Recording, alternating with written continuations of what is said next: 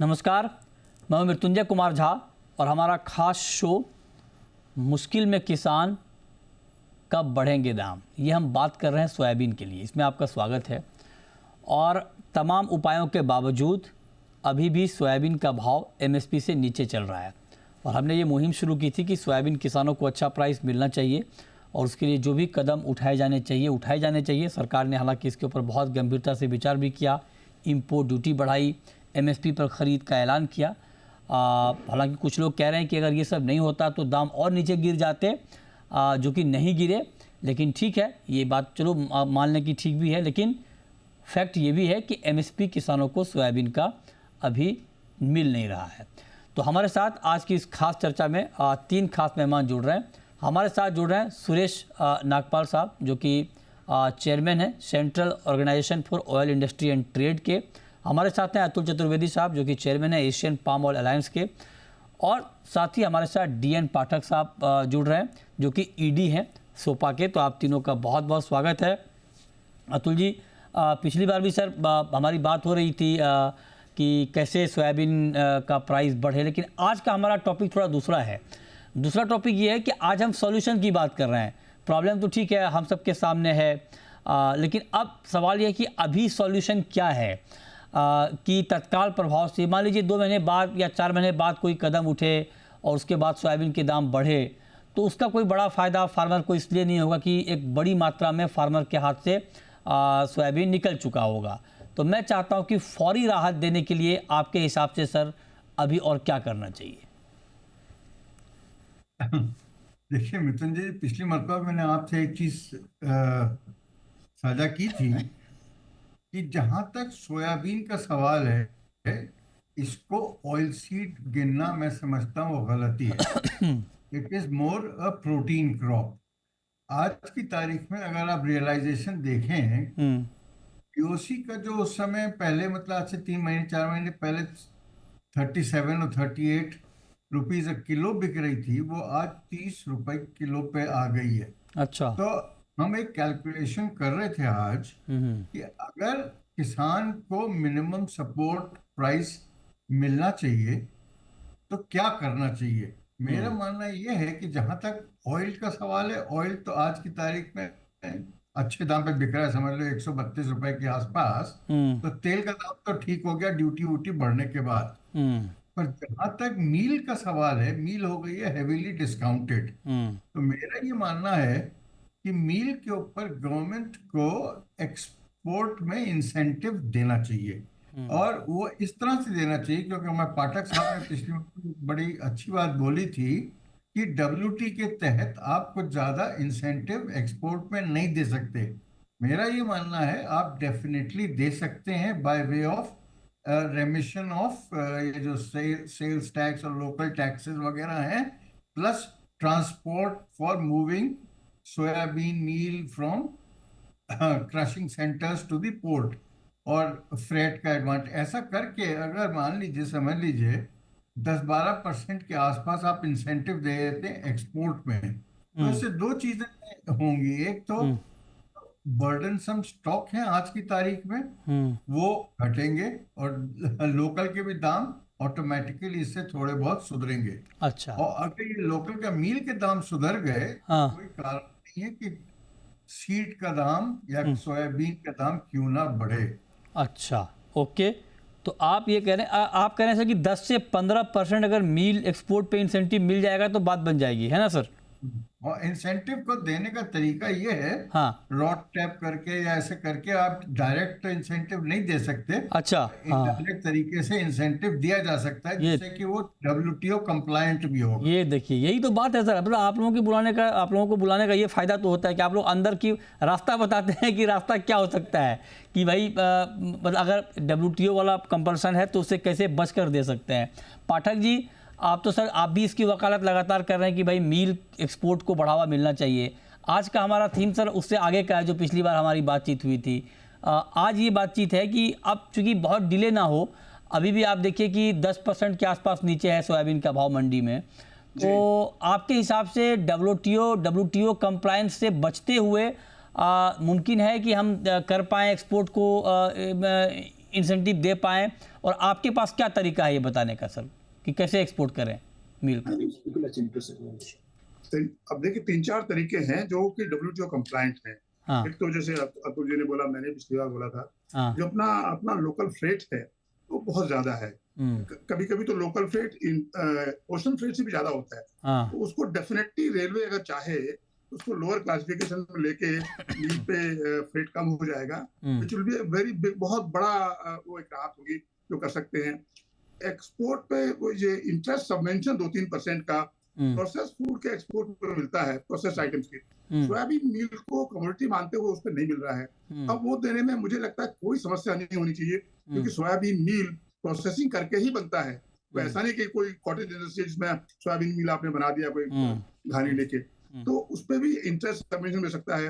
Road tap जो 2% दिया है अभी, अब वो हमारे जो डेटा हमारा था वो 8 से 9% था। अगर वो 8 से 9% होता और ये 2 चीजें जो मैं अभी बता रहा हूँ अगर ये हो जाए तो हम आज भी एक्सपोर्ट कर सकते हैं।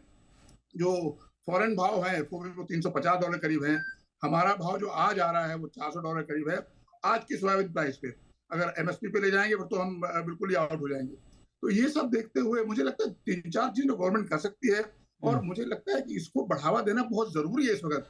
नहीं हाँ, तो ना किसान की सपोर्ट होगी, ना हुँ, इंडस्ट्री की सपोर्ट होगी। अभी क्रशिंग में इतनी प्रॉब्लम है, इतना सारा माल मंडियों में आ रहा है, लेकिन सोयाबीन मील की डिमांड नहीं है, क्योंकि डीडीजीएस एक बहुत बड़ा इशू बन चुका है। तो हुँ, अपने को डिमांड बाहर की क्रिएट करनी ही पड़ेगी। पार्टिकुलरली जो प्लांट लैंडलॉक्ड हैं, जो मध्य प्रदेश में है, राजस्थान में है, उनके लिए वैसे आउटपुट नहीं, क्योंकि उनको फ्रेट बहुत ज्यादा लगता है, तो वो हुँ, वैसे नहीं एक्सपोर्ट कर पा रहे। हुँ, तो ये फ्रेट सब्सिडी, या उसको सब्सिडी ना बोलते कुछ भी कहना चाहें, हुँ, क्लासिफिकेशन लोअर कर हुँ, दें, इंटरेस्ट सबवेंशन दे दें, उसके बाद रोड टैप की रेट अगर बढ़ सके तो वो कर दें, क्योंकि हमने डेटा दिया हुआ है और वो फुली सपोर्टेड डेटा है, उसमें कोई समस्या नहीं है उस डेटा हुँ, में। ये हुँ। 3-4 चीजें अगर हो जाएं तो बड़े आराम से ये काम हो जाएगा। अच्छा, ये भी आपने भी कहा कि ये 3-4 चीज़ें अगर हो जाए तो आराम से काम हो जाएगा। तो नागपाल साहब, इस लेवल पे हो जाएगा। हाँ देखिए, अब अतुल जी अहमदाबाद रहते हैं, पाठक जी इंदौर रहते हैं, और इन लोगों ने इतना बढ़िया सुझाव दिया है। आप दिल्ली रह रहे हैं सर, तब भी आप नहीं समझा पा रहे हैं सरकार को कि भाई कैसे काम करना है अभी, नागपाल जी? सबसे पहले तो नमस्कार अतुल जी, नमस्कार सबको। सबसे पहले तो हमें ये देखना है कि हमारा डीओसी का जो कंजप्शन था वो डाइवर्ट हो गया। डीडीजीएस और डीआरबी जो इसका आपका राइस ब्रान का जो डीओसी है उसके ऊपर हो गया। एक जो सबसे जरूरी चीज है कि राइस ब्रान का डीओसी का एक्सपोर्ट हमने बंद किया हुआ है, जो इमीडिएटली खोलना चाहिए, जिससे कि वो अगर बाहर जाएगा तो कुछ ना कुछ परसेंटेज हमारे को वापस डीओसी में। हमारे डीओसी की सेल कम क्यों हुई? हमारी लोकल 50 से 60 लाख टन पर ईयर की हमारी वो होती थी, वो हम घट के हमारा डीडीजीएस उसमें से बहुत सारा एरिया शेयर लेके चला गया, उधर से राइस ब्रान का वो है वो लेके चला गया। अब जैसे पाठक जी ने बोला कि हमें जो है $400 का आज रेट है, पर आज $400 से भी हमारा एमएसपी नहीं मिलता है।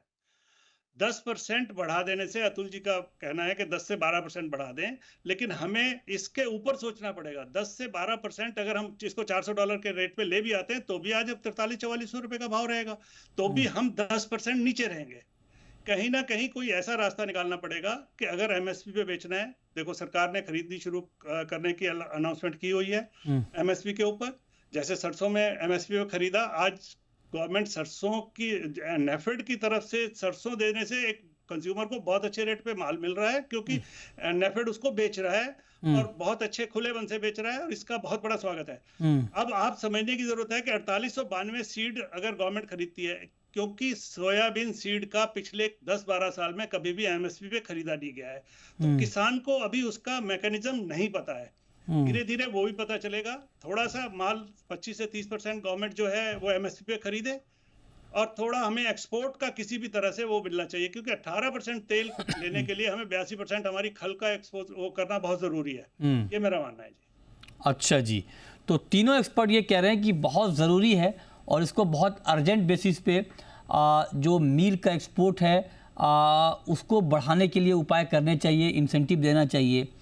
अब एक जो बड़ा प्रॉब्लम अभी सोयाबीन के लिए आ रहा है वो डीडीजीएस, अभी आपने सुना होगा, एक्सपर्ट्स सब जिक्र कर रहे थे डीडीजीएस का।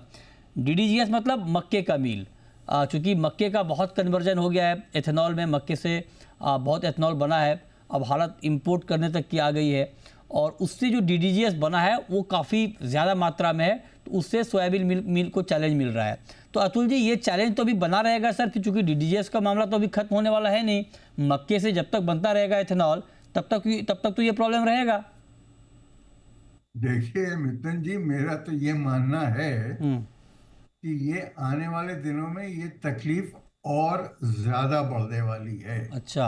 अभी तो आपने just tip of the iceberg देखा है। जिस तरह का इंसेंटिव गवर्नमेंट ने DDGS और DDGS कह रहा हूँ, जो मक्के से बनने वाला एथेनॉल है, हाँ। जो गवर्नमेंट ने किया हुआ है, तो इससे दो चीजें होंगी। एक तो मक्के का रकबा बढ़ेगा, और मक्के का अगर रकबा बढ़ेगा तो मैं समझता हूँ आने वाले दिनों में किसान एज इट इज भी सोयाबीन उसको सही रेम्यूनरेशन नहीं दे रहा है, और मक्का का दाम अच्छा ऊंचा हो गया है, और वो मक्के में शिफ्ट होगा, और ये ऑलरेडी दिखाई देने लग गया है आने वाले दिनों में। अच्छा। और अगर जैसे जैसे ये मक्के से ज्यादा DDGS, ये एथेनॉल बनेगा, तो DDGS की मार और बढ़ती जाएगी। आज DDGS राइस का और मक्के का मिला के समझ लीजिए 2.5 मिलियन टन के आसपास अच्छा। हो रहा है। हाँ। मेरा ये कहना है कि अगले 3 से 4 सालों में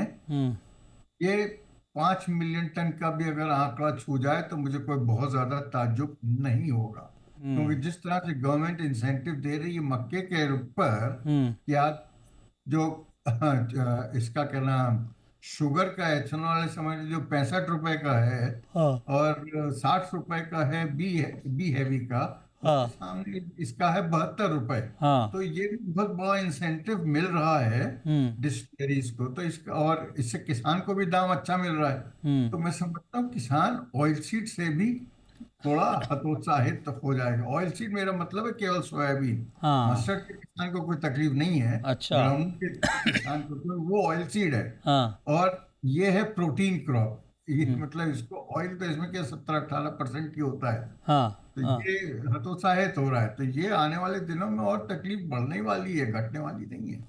अच्छा, तो आप कह रहे हैं कि इसके आने लिए वाला। इसका आउटलेट जो एक्सपोर्ट है, वो बड़ा आउटलेट बहुत जरूरी है अच्छा। सोयाबीन मील का। वरना आप 5 साल बाद हम लोग देखेंगे सोयाबीन हिंदुस्तान में एक जमाने में पैदा होता था, ये बातें होंगी। अरे, अगर सर ऐसा होगा तो फिर पाठक जी इंदौर में भी क्या करेंगे बताइए। पाठक जी इतने लंबे समय सोयाबीन से जुड़े हुए हैं, आप कह रहे हैं खेती ही खत्म हो जाएगी, फिर पाठक जी कहाँ जाएंगे? मैं तो पाठक जी से और पहले से सोयाबीन से जुड़ा हुआ हूँ। अच्छा। से जुड़ा हुआ हूँ। अच्छा। पाठक जी तो 90 से आए हैं। हाँ हाँ, ठीक बात है। अच्छा पाठक जी, आप बताइए सर, मतलब जो बात अतुल जी कह रहे हैं, मैं आपसे जानना चाहता हूँ कि एक तो आप लोगों ने बताया कि मील को तत्काल प्रभाव से जितना ज़्यादा हो सके उसके एक्सपोर्ट को बढ़ावा देने के लिए कदम उठा लेना चाहिए। दूसरा उपाय क्या हो सकता है सर अभी, पाठक जी? देखिए मिथुन जी, मैं एक बड़ी चीज देख रहा हूँ कि हम लोग अभी भी छोटी छोटी चीजों को लेके बात कर रहे हैं। जो बहुत बड़ा इफेक्ट एक ऑयल सीड इकोनॉमी पे टोटल आने वाला है DDGS की वजह से, और ये जो हो रहा है, जैसे सोयाबीन की कीमत अभी 10 साल के लोएस्ट स्टेज पे आ गई है। अच्छा। बहुत ही हॉरिफिक सिचुएशन है किसान के लिए भी और हमारे लिए भी, इंडस्ट्री के लिए भी। इंडस्ट्री इतनी सारी नई लग गई है, क्योंकि हम ये उम्मीद मान के चल रहे थे कि पोल्ट्री 8-10% बढ़ रही है तो सोयाबीन मील की डिमांड बढ़ेगी, नए प्लांट आ गए, किसानों ने उगाना शुरू कर दिया, एरिया बढ़ने लगा। और अब ये स्थिति आ गई कि हम सब कुछ रिवर्स करने जा रहे हैं, और ये स्थिति रही तो रिवर्स ये होके रहेगा। अतुल जी ठीक बोल रहे हैं कि सोयाबीन की खेती से किसान दूर हो जाएगा। अच्छा, किसान दूर होगा तो प्लांट क्या करेंगे? बड़ी बात है कि अगर सोयाबीन नहीं होगा तो ये जो 60-70 हजार करोड़ का DOC चाहिए लोकल इंडस्ट्री के लिए, वो कहाँ से आएगा? वो क्या बाद में फिर इंपोर्ट करेंगे? तो हमको लगता है इस पर छोटे छोटे अमाउंट देखने की बजाय कि 5,000 करोड़ लगेंगे, 2,000 करोड़ लगेंगे, हमको एक बड़ा काम करना चाहिए, चाहे कितना भी पैसा लगता है। लेकिन ऑयल सीड पे और सोयाबीन पे खासतौर से पूरा फोकस होना चाहिए कि इसको भी डाई डाउन होने रोका जाए। इंडस्ट्री को और किसान को सोयाबीन से विमुख ना हो, इसके लिए पूरे प्रयत्न होने चाहिए। चाहे वो ये, अच्छा जैसे मैंने पिछली बार कहा था, भावंतर में सरकार क्यों नहीं खरीदती? सरकार के खरीदी केंद्र खुले हुए हैं, किसान वहां पे नहीं पहुंच पा रहा है, नहीं जा रहा है, क्योंकि उनको समस्या है। अभी भी MSP से नीचे बिक रहा है। DOC का दाम इतने नीचे गिर गए हैं कि वो कोई पैरिटी है नहीं। हालांकि क्योंकि बहुत नीचे गिर गए हैं तो DDGS का थोड़ा सा इधर कन्वर्ट हुआ है, लेकिन सब मिला के एक बहुत बड़ी पॉलिसी और एक बहुत बड़ा पॉलिसी फ्रेमवर्क बनाने की जरूरत है, जिसमें ये सारी चीजें कंसीडर हों कि एक्सपोर्ट को बढ़ावा कैसे मिले, किसान को सही दाम कैसे मिले, कंज्यूमर के लिए क्या हो, इंपोर्ट में क्या होना चाहिए, एक्सपोर्ट में, सब चीजें मुझे लगता है बहुत एक बड़ा एक प्रोग्राम, एक बड़ी बड़ी ब्रेनस्टॉर्मिंग होनी चाहिए इस पे कि गवर्नमेंट की पॉलिसी क्या हो आज की तारीख में। एक छोटी सी काम करने से काम नहीं चलेगा। ठीक बात है। इमीडिएट आपने बोला तो मैंने बता दिया आपको, एक्सपोर्ट बढ़ाने के लिए इंसेंटिव दीजिए, और इस वक्त पार्टिकुलरली दिस ईयर सरकार को कुछ ना कुछ एक्सपोर्ट में बढ़ावा देने के लिए करना ही चाहिए, नहीं तो काम नहीं चल पाएगा। बहुत बुरी हालत है, बहुत बुरी हालत है। और देखिए, आप इस शो को आप ये सिग्नेचर शो मानकर इसलिए चलिए कि ये अलार्मिंग शो है, और जो एक्सपर्ट हमारे साथ बैठे हैं वो ऑयल इंडस्ट्री के बहुत बड़े दिग्गज हैं ये लोग, और ये आगाह यहाँ पर किया जा रहा है पॉलिसी मेकर को भी, इंडस्ट्री को भी, कि आप देखिए हम किस दिशा में बढ़ रहे हैं। हम 60% से ज़्यादा एडिबल ऑयल का इंपोर्ट करते हैं, मतलब हमारा फोकस एडिबल ऑयल मिशन आ गया। हम ये चाहते हैं कि हमारा खुद तेल का उत्पादन बढ़े ताकि हमारी डिपेंडेंसी इंपोर्ट के ऊपर कम हो। लेकिन दूसरी तरफ जो हमारे एक्सपर्ट आगाह कर रहे हैं कि आपका तेल का उत्पादन कैसे बढ़ेगा, वो तब बढ़ेगा जब ऑयल सीड के फार्मर को अच्छा प्राइस मिलेगा। अगर अच्छा प्राइस नहीं मिलेगा तो उनके पास और भी विकल्प हैं, वो कहीं और शिफ्ट हो सकते हैं। तो फिर जब वो और शिफ्ट हो जाएंगे तो फिर आपके लिए मुश्किलें और बढ़ने वाली हैं। तो एक तरफ तो उत्पादन बढ़ाने की बात होती है कि हम डिपेंडेंसी कम करें, लेकिन दूसरी तरफ जो उपाय होने चाहिए वहाँ पर थोड़ा मिसिंग दिख रहा है। और आप लोग ये कह रहे हैं कि जो DDGS का मामला है, जो अतुल जी ने कहा कि आगे और ख़राब होने वाला है सिचुएशन, तो ये अलार्मिंग सिचुएशन है नागपाल जी। तो ये तो बात हो गई, चलो मील को आप कर दो, इंसेंटिव दे दो, लेकिन आप जरा ये बताइए कि अभी जैसे MSP पर खरीद की बात हो रही है या भावांतर की डिमांड हो रही है, क्या ये भी फौरी तौर पे एक बड़ी राहत दे सकती है ये डिमांड? सर, अगर गवर्नमेंट 20 से 25% का, जो कि हमारे को पहले भी बताया गया है, गवर्नमेंट डिसाइड भी किया है कि 25 से 30% हम सोयाबीन सीड खरीदेंगे, तो वो अभी बहुत डिले हो रहा है। इसको जितनी जल्दी हम वो करेंगे वो हमारे लिए, मार्केट के लिए भी और किसान के लिए भी बहुत फायदेमंद रहेगा।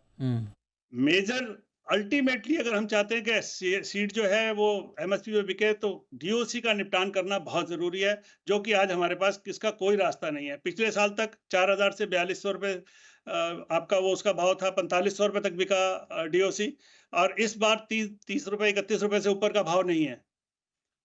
DOC एक्सपोर्ट और DOC का निपटान जब तक नहीं होगा हमारी इंडस्ट्री नहीं चलेगी। आज हमारे पास 10 से 15 लाख टन पर मंथ की इंडस्ट्री है। 123 लाख टन का क्रॉप एसोसिएशन ने दिया है, गवर्नमेंट कहती है 133 लाख टन हुआ है, 8 से 10 लाख टन पिछले साल का कैरी फॉरवर्ड है।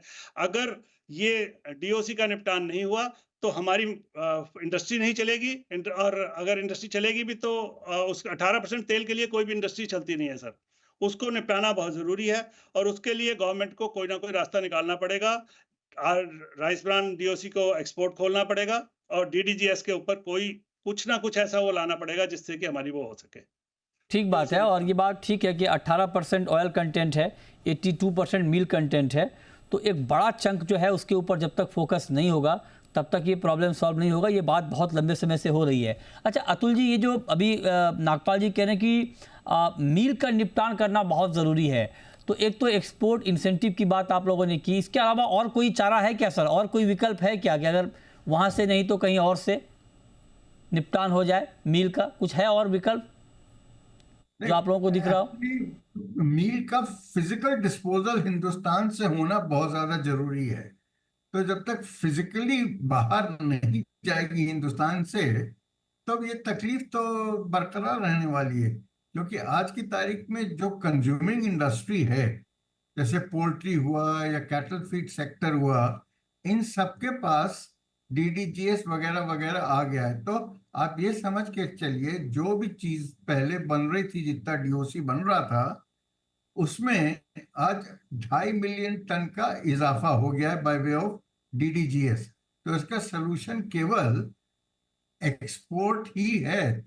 डोमेस्टिकली तो आप क्या कर सकते हैं, बहुत ज्यादा करेंगे तो आप पोल्ट्री इंडस्ट्री बोलेंगे तुमको ज्यादा दाम देने पड़ेंगे। तो मैं नहीं मानता कि कोई इंडस्ट्री को आप दबा सकते हो इन सब तरीके से। तो बेस्ट इज कि एग्जिट हो हिंदुस्तान में। आप देखिए, एक शुगर के केस में आज से 3-4 साल पहले आपको ध्यान होगा, जब हिंदुस्तान में जरूरत से ज्यादा चीनी इकट्ठी हो गई थी, ऑलमोस्ट समझ लीजिए 14 मिलियन टन का स्टॉक हो गया था, तो गवर्नमेंट ने इंसेंटिव दे के एक्सपोर्ट करके शुगर को वापस उस मैनेजेबल लेवल पे ले आई थी। तो ये जरूरी है कि अपने यहाँ एक्सपोर्ट यहाँ से हो, और चूंकि वर्ल्ड में डीओसी काफी ज्यादा है, यह सब जगह सोयाबीन की क्रॉप्स अच्छी हैं इंक्लूडिंग इंडिया, तो डीओसी का निकास हिंदुस्तान से होना बहुत ज्यादा जरूरी है। वो bye way of export incentive, उसका तरीका कुछ भी हो सकता है, उसके बगैर होना मैं समझता हूँ तकलीफ देर रहेगा ही रहेगा। तो सर इस बात पे आप लोग दिल्ली हो आइए एक बार, आप पाठक जी दोनों मिल के, मतलब जिस तरह से आप लोग समझा रहे हैं, मुझे लगता है सरकार समझ जाएगी अगर आप उन तक पहुंचेंगे इन नई डिमांड को लेकर। पहुंचे भी होंगे पहले भी, मुझे लगता है एक बार और जाना चाहिए। ठंड बहुत पुरानी है। अभी ठंड ज़्यादा नहीं। अतुल सर तो बहुत काम कर रहे हैं इसके ऊपर। हाँ I just had a flash. हाँ। They let NCL buy a lot of DOC from the industry hmm and then export it to Europe and other countries where non-GM demand is there, and they can take the loss as they do in the case of, जैसे वो mustard खरीदते हैं, market rate पे खरीदते हैं, बाद में बेचते हैं, कभी कम पे बेचते हैं, कभी फायदे में बेचते हैं। तो अगर इंडस्ट्री को हेल्प करना तो ये एक तरीका हो सकता है। अरे कमाल कमाल, खरीदिए इंडस्ट्री से और एक्सपोर्ट करिए। बेहतरीन बेहतरीन आइडिया आ रहे हैं सर आप अगर लोगों की इंडस्ट्री को तरफ नहीं देना इंसेंटिव तो आप एनसीएल को बोलिए हाँ। वो डीओसी खरीदे और एक्सपोर्ट करें। क्या बात है। जैसे जैसे आपको जी ने बताया अच्छा कि शुगर को हेल्प किया था, मुझे याद है शुगर को हेल्प किया था, Right. पॉलिसी को चेंज करके हेल्प किया था। हाँ बिल्कुल, नहीं वो तो खैर उसके लिए तो सरकार ओपन रहती है। चलिए छोटा सा ब्रेक लेते हैं, बहुत दिलचस्प चर्चा है, तुरंत लौटते हैं।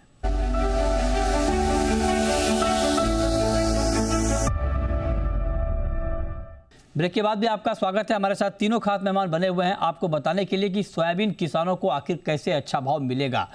अब पाठक जी एक बात मैं आपसे मार्केट डायनेमिक को समझना चाह रहा हूं कि अभी करीब 10% एमएसपी से नीचे हैं दाम। अतुल जी ये सवाल मैं आपसे पूछना चाहता हूं सर, एमएसपी से 10% नीचे हैं सोयाबीन के दाम करीब। अगर ये सारे कदम अभी मान लीजिए नहीं उठते हैं, मैं दोनों पॉइंट ऑफ व्यू से बात करना चाह रहा हूं, तो क्या यहाँ से और दाम गिरने की आशंका रहेगी या फिर जितनी गिरावट आनी थी आ गई है?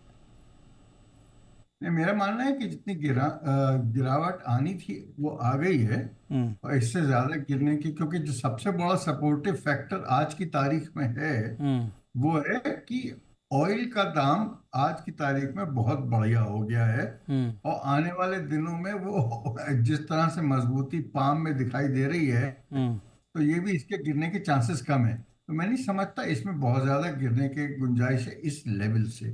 ओके एक चीज मैं आपके माध्यम से जरूर हाईलाइट करना चाहता हूँ जी, गवर्नमेंट को और जितने डिसीजन मेकर्स हैं कि देखिए 1 जनवरी से इंडोनेशिया ने ऐलान कर दिया है B40 का, मतलब यानी कि पाम ऑयल से बायोडीजल बनेगा, उसमें मिक्सचर जो डीजल होगा उसमें 40% पाम ऑयल का मिक्सचर होगा। हाँ और 2028 में 2028 में ये 50% ब्लेंडिंग हो जाएगी। तो आप ये समझ के चलिए आने वाले दिनों में पाम की मिलकत और घटती जाने वाली है। जो पाम आज की तारीख में हिंदुस्तान में ऑलमोस्ट सबसे ज्यादा सस्ता तेल हुआ करता, तो ऑलमोस्ट 40% अपना कंजम्पशन पाम का है, ये तेल अब सस्ता रहने वाला नहीं है। और आज की तारीख में आपको ताज्जुब होगा कि जो सबसे ज्यादा सस्ता तेल हिंदुस्तान में इस समय है वो है सोयाबीन ऑयल जो इंपोर्ट हो रहा है। अच्छा, फसल इंटरनेशनली बहुत जबरदस्त है। तो अगर हिंदुस्तान के डिसीजन मेकर्स इस सेक्टर को सीरियसली नहीं लेंगे तो अपनी जो कंज्यूमर है उसको 150 रुपए का तेल तो बिल्कुल आम बात हो जाएगी आने वाले सालों में।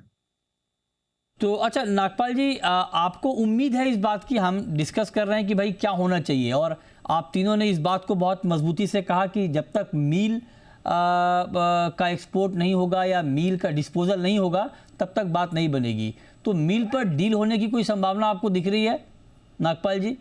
बिल्कुल दिख रही है, बिल्कुल दिख रही है सर। हाँ। कोई ना कोई रास्ता, जैसे अतुल सर ने भी बताया, पाठक सर ने भी बताया हाँ। कि अभी जो आने वाले टाइम में है कोई ना कोई रास्ता निकालना पड़ेगा, अदरवाइज धीरे धीरे हमारी सोयाबीन की क्रॉप कम होती चली जाएगी, जो कि किसी भी देश के लिए अच्छा नहीं होगा। हम ऑयल ऑलरेडी ऑयल जो है 60% इंपोर्ट करते हैं। अगर हमारे को 123 लाख 125 लाख टन आता है, उसमें भी 20 से 25 लाख टन आता है, तो हमारा 1.5 से 2 लाख टन हमारे को ऑयल मिलता है उसमें से। तो कहीं ना कहीं हमें इस चीज पे डिसीजन गवर्नमेंट को लेना पड़ेगा और बहुत जल्दी गवर्नमेंट लेगी। पहले भी गवर्नमेंट ने जिस हिसाब से सबने रेकमेंड किया उस हिसाब से चलती रही है और आगे भी मुझे लगता है कि गवर्नमेंट बहुत जल्दी इसके ऊपर डिसीजन लेगी। पाठक जी के पास अंदर की बहुत खबरें रहती हैं, पाठक जी के पास अंदर की बहुत खबरें रहती हैं, पाठक जी जाते रहते हैं सरकार से मुलाकात करने। तो पाठक सर आप बताइए, संभावना आपको दिख रही है, डिमांड तो आ गई है, लेकिन क्या इन डिमांडों पर बातचीत होने की या इसके ऊपर विचार होने की संभावना आपको दिख रही है, या कुछ इस पे पक रहा है अंदर से? My view for whatever it is worth, situation अभी ऐसी है कि जैसे मतलब भगवान की मूर्ति डोल उठती है जब ज्यादा प्रॉब्लम होती है, तो मुझे लगता है कि भगवान की मूर्ति डोल उठने का टाइम आ चुका है, शायद डोलना शुरू हो चुकी है और कुछ ना कुछ होगा। कह रहे हैं इसका मतलब है कि आप दिल्ली हो आए हैं या होने वाले जाने वाले हैं? दिल्ली तो जाते रहते हैं, हर 2 हफ्ते दिल्ली जाते हैं, फिर जा रहे हैं अगले हफ्ते। नहीं, इस मुद्दे पर गए हैं क्या? इस मुद्दे पर भी गए, इस मुद्दे पे नहीं, मैं फिर जा रहा हूँ 21 तारीख को, फिर दिल्ली जा रहा हूँ। इसी मुद्दे पे जा रहे हैं? हाँ बिल्कुल इसी मुद्दे पे जा रहे हैं। चलिए बढ़िया है सर। चलिए इंडस्ट्री के लिए अतुल सर भी जाते रहते हैं, देखते हैं कि भाई क्या इसके ऊपर होता है, लेकिन बहुत ज़रूरी है ताकि फार्मर को सफ़र ना करना पड़े। और ये बात जो हमारे एक्सपर्ट ने कही है वो बहुत गंभीर बात इसलिए है कि इसका लॉन्ग टर्म नतीजा बहुत गंभीर होने वाला है। अगर इसको ठीक तरीके से एड्रेस नहीं किया गया तो पुनर्मूसिको होगा, जिसको हम बोलते हैं कि भाई हम मेहनत करके आगे बढ़ना चाहते हैं कि ऑयल का उत्पादन बढ़ाएं, तो कहीं वो मिशन फेल ना हो जाए। उसके लिए बहुत ज़रूरी है कि सही दिशा में कदम उठे। बहुत शुक्रिया पाठक जी आपका, नागपाल साहब आपका, अतुल जी आपका हमारे साथ आज की इस खास चर्चा में जुड़ने के लिए। छोटा सा ब्रेक के बाद भी खबरें जारी हैं। नमस्कार।